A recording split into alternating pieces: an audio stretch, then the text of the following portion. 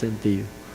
Entonces, la efectividad está garantizada con las dos clases terapéuticas. La diferencia es el número de hipoglucemias y el número de lo que sería episodios de ganancia de peso. Si vemos nosotros un agonista del receptor de GLP-1 comparado contra una sulfanilurea, este es el estudio EUREXA. Es un estudio publicado en línea ahorita en junio del 2012 y ustedes pueden ver que al diagnóstico lo que se hace es ponerle metformina y aquí la disyuntiva de poner o un agonista del receptor o una sulfanilurea es lo que vieron en este estudio. Uno puede ver que las características en edad eran similares, uno puede ver que el índice de masa corporal eran gorditos, 32 en promedio, la hemoglobina glucosilada 7.5 y 7.4 en el estudio. ¿Y cuáles son los resultados del estudio? Los resultados son hemoglobina menos de 7, en axenatide 45%, en glimepiride 31%. Ganancia de peso 1.1 kilogramos, aquí la ganancia se convirtió en reducción 3.3. En ese sentido sabemos que falla a tratamiento fue 40%, y aquí fue 54%. Entonces, poner un agonista del receptor de GLP-1 contra una sulfanilurea lo que va a dar es una diferencia en el peso. Y entonces, por eso estos estudios son interesantes porque nos permiten ver cómo seleccionar nuestra segunda alternativa de adición al metformin. Cuando el objetivo es minimizar los costos para el sector salud, no hay duda de que la sulfanilurea es la primera alternativa porque va a ser la droga más barata en añadición al metformin. ¿Qué nos queda? Ver a futuro, investigar eficacia comparativa en todos los estudios y ver cuál podría ser la mejor combinación en ese sentido.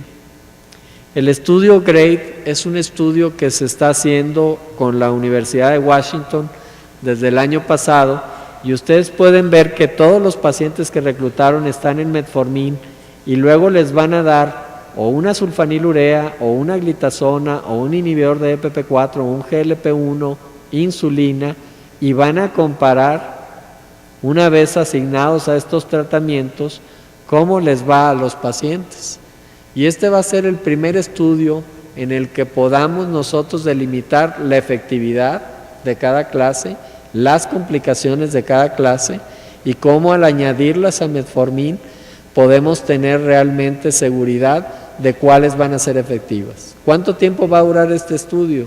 Alrededor de 4 años y entonces estaremos hablando que dentro de unos 3 años más o menos ya tendremos los primeros resultados de este estudio.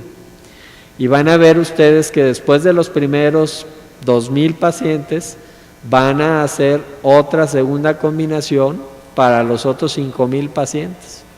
Y entonces en ese sentido vamos a tener un estudio con un alto número de pacientes viendo todas las combinaciones posibles de medicamentos para ver la efectividad y poder combinar estas terapias en el futuro para los pacientes.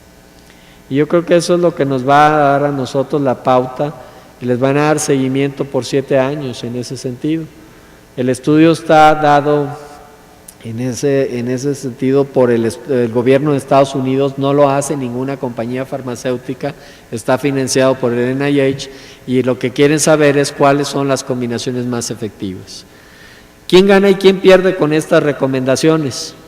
En mi opinión, por ejemplo, con estas recomendaciones ganamos todos porque son recomendaciones y no son una guía absoluta o un algoritmo. Se resume todo el conocimiento actual de la fisiopatología y se resume el conocimiento que tenemos sobre los medicamentos de diabetes. Aprendemos a hacer individualización del tratamiento. La seguridad va primero con los pacientes. Ahorita se habla de seguridad antes en la prescripción. Destaca la importancia de la falla en la célula beta como un aspecto fundamental de la diabetes tipo 2 y que la terapéutica debe estar dirigida a corregir eso.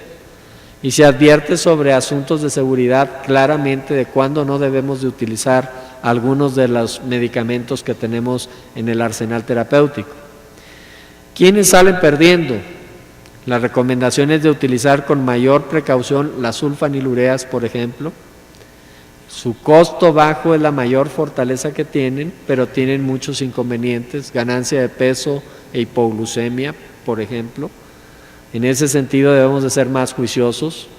Las glitazonas, por el alto costo que tienen y por los efectos colaterales y su seguridad cuestionada en este momento. En ese sentido, las insulinas premezcladas, porque dificultan la titulación, no son las ganadoras en estas recomendaciones. ¿Okay?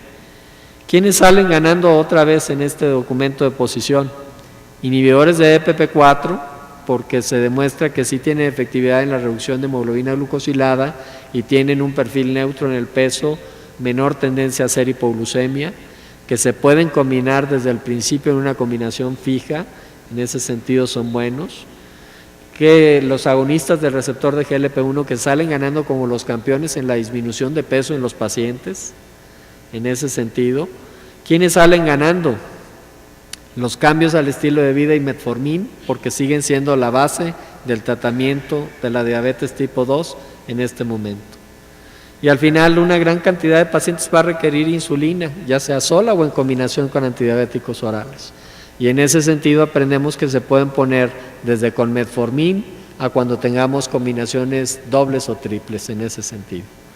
Al final de cuentas el ganador es el paciente en el primer lugar, porque ahora la guía está centrada en la atención de él y no está centrado en el mecanismo de acción o no está centrado en el costo del medicamento, sino en la necesidad individual que tiene el paciente. En ese sentido yo diría que las metas glucémicas y la terapia para lograrlas debe de ser individualizado y que cada paciente es distinto y ustedes tendrán que discutir con él cuál es su meta, que estos programas son la base del tratamiento para cualquier programa de diabetes, la dieta, el ejercicio y la educación. Y a menos de que esté contraindicado, metformina es la primera droga de elección para todos los pacientes con diabetes tipo 2. Las combinaciones de uno o dos agentes más con metformin, vamos a tener más evidencia científica en los siguientes años para elegir la mejor combinación. Y una gran cantidad de pacientes, porque en México tenemos pacientes que tienen muchos años de tener diabetes, van a requerir insulina y van a terminar en una fase de insulinización total. En ese sentido, esta es la última conclusión. El foco del tratamiento debe estar también en reducir la mortalidad cardiovascular. Muchas gracias por su atención.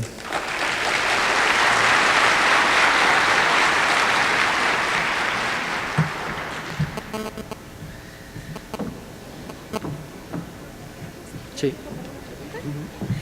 Les pido de favor que no se retiren, por favor, tenemos avisos muy importantes para ustedes y gracias al tiempo muy respetuoso del doctor Lavalle tenemos tiempo para 2 preguntitas, no sé si alguien quiera participar. Sí, doctor. Si no, como quiera, aquí lo oigo y yo repito la pregunta, doctor.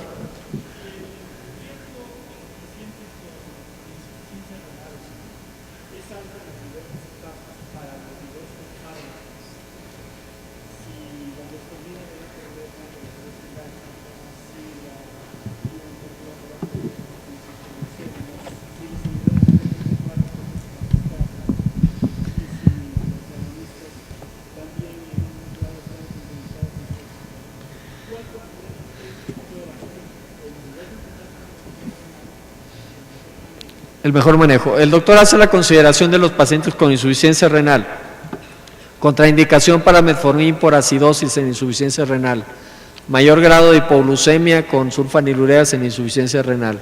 Si tengo que ajustar inhibidores de EPP4, en ese sentido queda uno que no requiere ajuste, que se puede utilizar, y la otra consideración es que la insulina en dosis muy bajas es un medicamento confiable para los pacientes con insuficiencia renal con una disminución de la filtración glomerular por debajo de 40.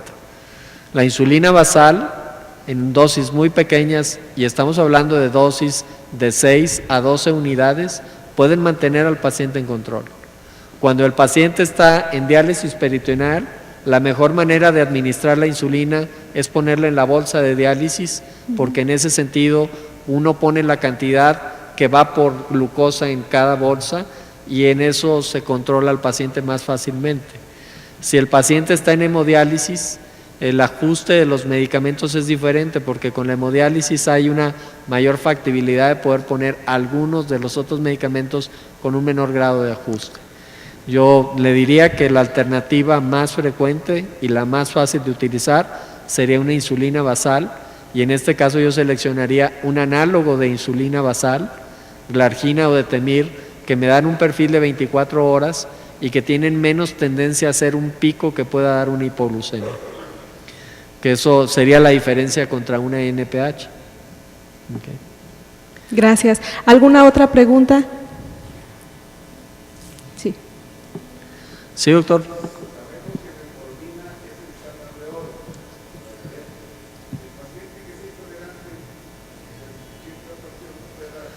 Hay dos cosas en ese sentido. El paciente puede ser intolerante por la presentación y yo le recomendaría primero probar el utilizar una metformina de liberación prolongada con administración nocturna que minimiza mucho los efectos colaterales. Son las presentaciones XR, Extend Release, que ha demostrado que se disminuye hasta en un 30% los eventos colaterales asociados al metformin. Y si eso no funciona, la alternativa es irnos a las que se van a combinar como primera alternativa. Yo lo que uso más en ese caso es utilizar inhibidores de DPP4. Por el mecanismo de acción que tienen, es la droga que yo primero selecciono y esa es una recomendación personal porque no hay estudios que digan cuando falló el metformin y le quitas el metformin, le pones otro medicamento y cuál es el que mejor funciona. Pero basado en la fisiopatología y en la respuesta de los pacientes, la alternativa que yo uso en lo personal es un inhibidor de DPP4. ¿Sí, doctor?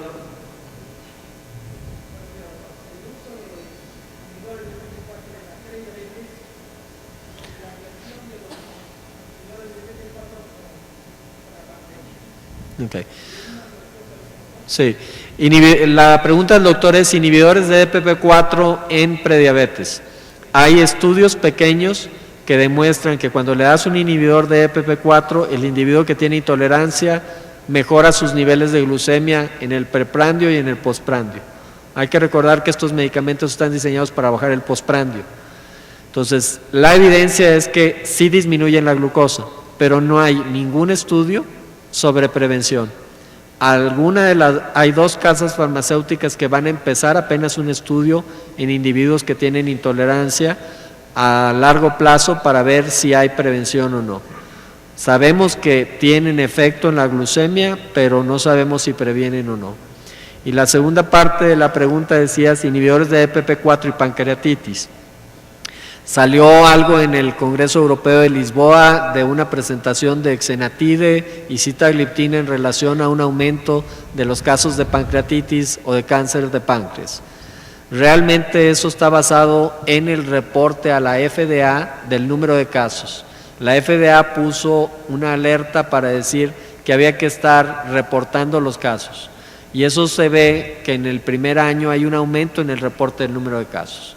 No hay un estudio que diga específicamente que hay una relación causa-efecto en el uso de inhibidores de DPP4 con pancreatitis. Pancreatitis es más frecuente en los pacientes con diabetes tipo 2 y entonces esa relación pudiera estar influenciada desde ese punto de vista por un aumento en la frecuencia por la diabetes y la otra porque se solicitó que se reportaran los casos. Entonces, en los países donde el reporte es muy efectivo, como en Estados Unidos, pues y el problema son las demandas, entonces la gente cuando tiene una sospecha lo notifica porque no le toca aclarar si sí es o no es, nada más le toca notificarlo. Y el estudio que lo relacionó era sobre notificaciones. En ese sentido, mi impresión personal es que vamos a ver casos de pancreatitis en pacientes que reciben inhibidores, sí, porque cada vez usamos más inhibidores. Y en ese sentido yo no lo veo como una relación causa-efecto.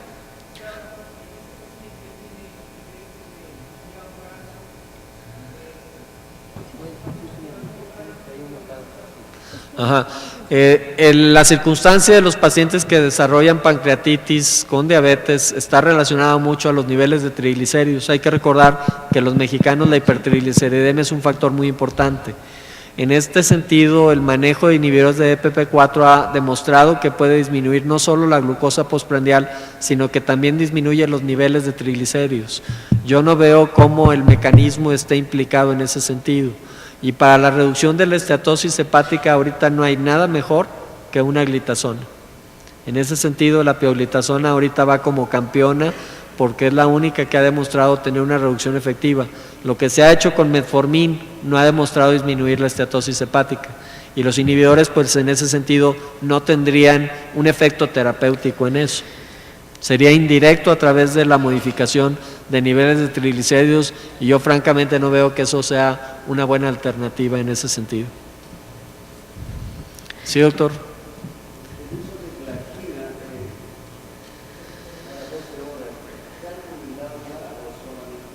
El uso de glargina cada 12 horas. Yo le voy a contestar que en el 90% de los casos glargina debe utilizarse una sola vez al día y de preferencia en la noche. Los casos en los que lo usamos 2 veces al día son seleccionados. Adolescentes con diabetes tipo 1 que tienen alta resistencia en el periodo de crecimiento acelerado pueden requerir 2 dosis. Yo creo que es insuficiencia de titulación y que la gente se desespera que le empieza a poner en 2 dosis. Hay muchos pacientes que por el peso van a requerir más de 60 unidades. Y lo recomendable es decirle a los pacientes que se pongan, por ejemplo, 30 unidades y 30 unidades en un brazo y en el otro, pero que se la pongan al mismo tiempo. Yo tengo la experiencia de haber participado en uno de los primeros estudios, el 40-13 para glargina, donde mis pacientes empezaron con 60 unidades e iban hasta 90 unidades de glargina al día. Un solo piquete. No más hipoglucemias, buen control. Pero es que eran pacientes muy gordos. Y como la insulina se las dábamos titulada por kilo de peso, con un esquema diferente a lo que se utiliza ahorita, pues utilicé dosis mamut. En Argentina decían, bueno, pues es que ¿qué les estás poniendo? Porque decían, nosotros no tenemos pacientes con tanta insulina. Le digo, pues es que el protocolo dice a tantos por kilo de peso y ajustado. Entonces los pacientes se fueron con mucha insulina.